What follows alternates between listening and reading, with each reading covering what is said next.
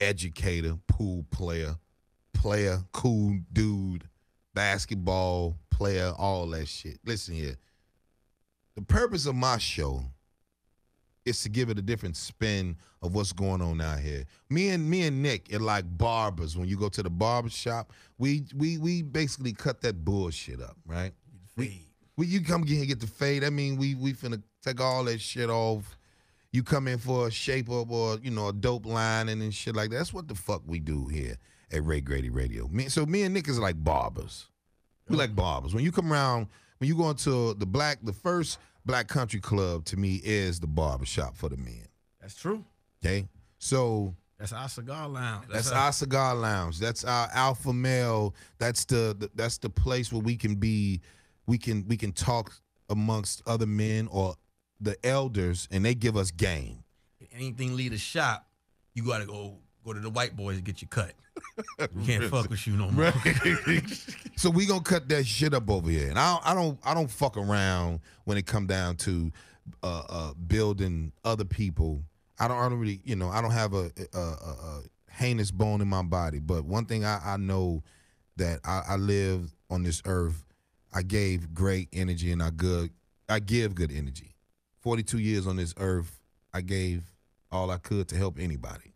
Yeah. So I came out to California and learn how to be a brand and do all these other things. But then once I was given the opportunity to get my voice out there, to be heard, and these are my thoughts, and this ain't got nothing to do with stand-up, and just give it a different perspective because I'm a fucking daddy and I'm a male. You gotta feel it if you real. If you weak, sensitive, this is the show you want to listen to, so I can uplift you with the bullshit that you dealing with, because you've been told what someone else wants you to believe, and then you scared to believe in your own self. But you come over here, and we gonna put the cape around you, put the alcohol on your motherfucking neck, put the guard on, cut that shit up, nigga. Cut this shit up all the way we see it as alpha males.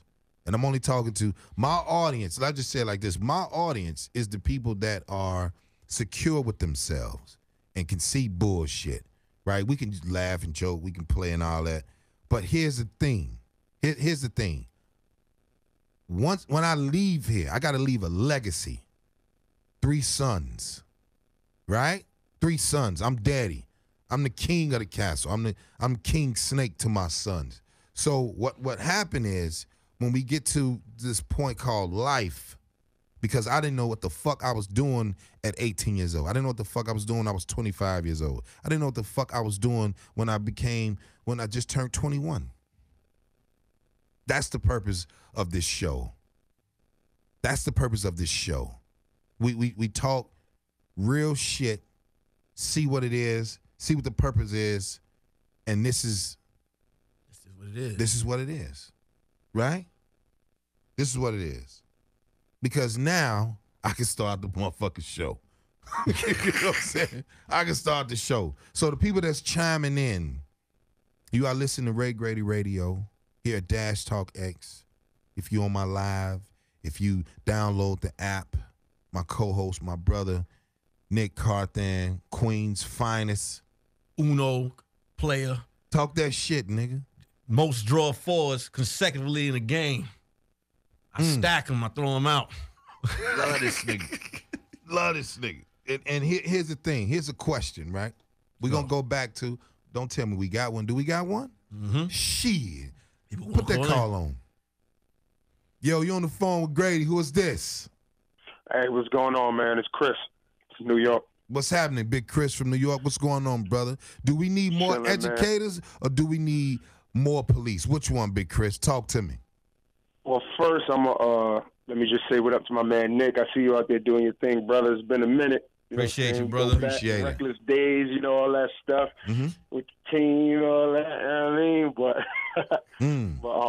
I just wanted to say we definitely need educators, man. Working in the youth development field for the past 6 years, I see these young men growing up, young women growing up without, any knowledge, any of the common sense that we would consider it, and that's the things that's going to help them, Yeah. in the future when they come into contact with these police out there who don't know what to do, aren't doing what they're supposed to do. Yes, sir. At least they have the knowledge to carry themselves the right way, and then I was, in Nick's chat, I was saying how the police and the teachers are so highly underpaid. It's hard to get skilled people in these areas. So now when you got, these educators who don't really have the passion, who don't really care about these kids, it kind of shows in their work. The same thing with the police. The police out there, chasing the pension, chasing, just trying to make a living. They don't really have a passion for helping their community, so it shows in their work, as opposed to somebody who actually does care. So it kind of sucks when you look at the big picture of things. We praise these celebrities, we praise the, entertainers and things like that, and they making millions, but the people that's actually on the ground putting in the most work, they don't get appreciated. So I appreciate it, Chris.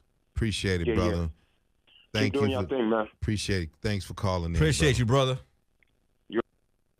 So my man Chris just made a good point, right? Made a great point. This is what I want to say too.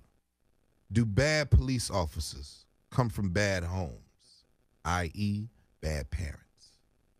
Not necessarily. Not necessarily. And why you feel? I feel a lot of bad police officers were bullied. Mm-hmm. They were bullied.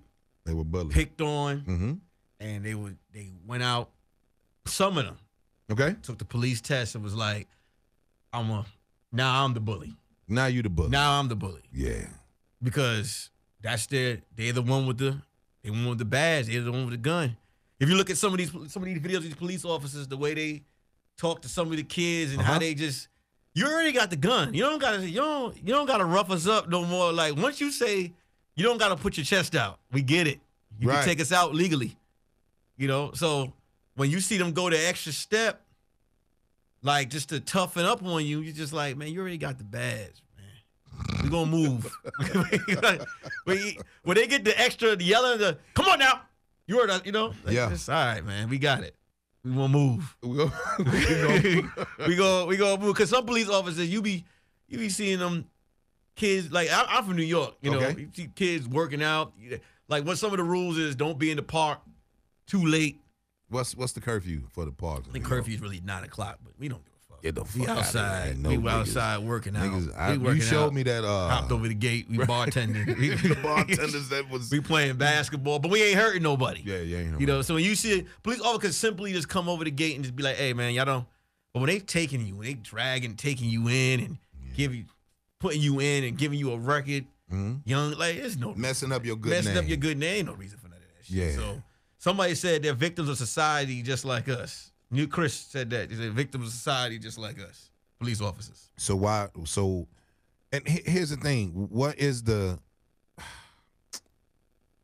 What's the reason? Well, I ain't gonna say reason. What's the repellent for that? But here's the thing, man. Damn, I just said repellent. I'm smart than the motherfucker. Where I get that from, nigga? I said repellent. You can't stop them. You can't. I mean, we don't know who. That's just like teachers. Okay. We sitting here talking about the cops. Mm-hmm. We got bad teachers. We got predator teachers. Oh. Just put it straight up what it is. We got bad teachers too. We got teachers out there that ain't teaching shit. Mm-hmm. Or we got teachers out there touching on the girls. And that's another situation. You know what I'm saying? So that's a sickness. They even to me in their badge. You got bad ones, you got good ones. You really can't tell which ones. There's not even a test that you can give out there to figure out if they're gonna turn out like this. Check it out. So I got a question for you, Nick. Go ahead. Let's give it. What are the signs of a dysfunctional / narcissistic teacher? The signs of a what? Of a dysfunctional / narcissistic teacher. What's the signs of them? Right? I want to thank God I've never come across any of that. Because a lot of teachers could have took my head off when I was young. Okay. I ain't come across. The most they did was follow me to my mama's car. Okay. He in trouble again. So I don't know. I don't want to comment on it. I don't know. So I've never seen I haven't come across in my years of going to school a narcissistic or I did when I went to culinary school. His name was Chef Carl Jerome. You got a crazy cook. Yeah. No, he was because he used to prepare all of the books for Julia Childs when she would do her recipes. Yeah, that's right, folks. I did say culinary school. I know motherfuckers is like, this nigga went to, yeah, I went to culinary school. That was the best shit I ever did next to gangbanging. But I'm just saying, no, they didn't. But I'm saying when it come down to a chef, because 1994, October, I think it was October 18th, they were doing they call it demo at the time it was just coming out. It was called the Cheesecake Factory, right? The first one came to Chicago. And you had to go with whatever chef picked you, teacher's pet. Still the same shit. Still the little bullshit, nepotism, brown nosing, shit like that. So I didn't want to go with him. I wanted to go with Jermaine Palado. This was the chef that, like me, he didn't even speak English. He spoke French, right? So Chef Jerome, even though he was a chef, never really did any real work. He just understood the properties of foods, vegetables, meats, the proteins, the nutrients. He understood that. So they just gave this goofy dude a fucking title of he's a chef. And so what he would do is he wouldn't even taste the food. He would just look at your plate. And he could be like, I could tell those stewed medallions right there, to some people that's beef. He can look and say, that's not quartered the right way. He can look and be like, I don't want to touch it. Then you look at your snow peas and see if you didn't fan them out with the certain type of glaze that it was on the plate. Or, matter of fact, he wouldn't even touch your food if the rim of your plate was even clean. Or if you didn't know how to make a tomato rose. Tomato rose is just, you just hold your paring knife at a 45-degree angle, very sharp knife, and it's the skin of the tomato, and you roll it up. Once it falls, you put it together, it look like a rose. That's how I know you get it in. You said a paring knife. I didn't even heard of that knife. A paring knife. Couldn't even tell. I'm gonna use that. Hey, pass me the paring knife. What you doing, man? Pass me the goddamn paring knife. Yo, but the funny part was, he was a narcissist. He wouldn't even, he would say, hey, Nick, what are you preparing today?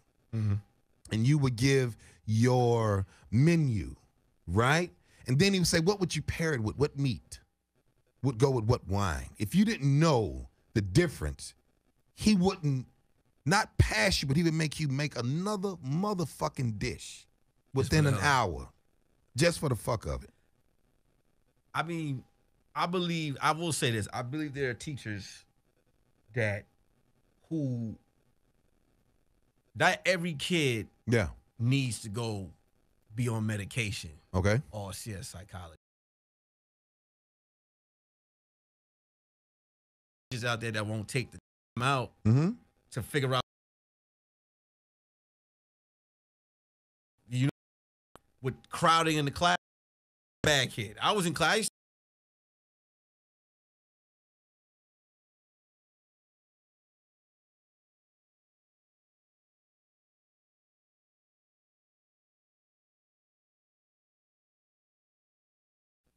The medicine. The medicine. Just look, my mom, good parents. Okay. My mom was like, the fuck out of here. Yeah, he ain't doing no medicine. I'm going to take him. I don't even want to take him to the psychiatrist. My dad said he knew what the remedy was. What was it? Whoop his ass. There we go. But they took me to the psychiatrist. Psychiatrist said, ain't nothing wrong. He just bad. He acting the fool. My friend, when we came back on Monday, on Tuesday, I said, what's up? He's, that's bad. You know what I'm saying? Because the teachers is the one, they're the ones, they'll purpose, if they don't like you, they'll target you. They'll take you out. Yeah. Here's what I want to say. If you are listening to Ray Grady Radio, the question that I ask my co-host, what are the signs of a dysfunctional / narcissistic teacher? If you feel like you know the answer, call in 323-230-4610. Because I want to hear what the callers have to say. Because I think this is most people that's watching this show are fucking parents or was parents or aunties and uncles. Yeah. Right? So this is what I'm going to do. We're going to take a break, and we'll be right back after this.